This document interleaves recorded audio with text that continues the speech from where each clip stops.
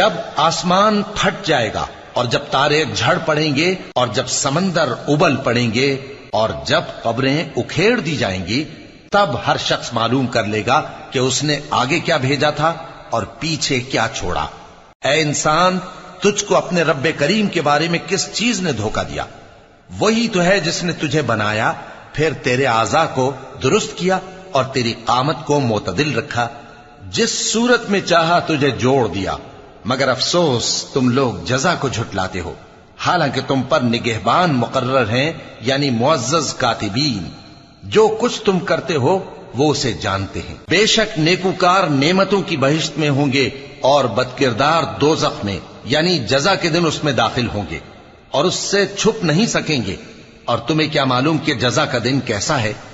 پھر تمہیں کیا معلوم کہ جزا کا دن کیسا ہے؟ جس روز کوئی کسی کے کچھ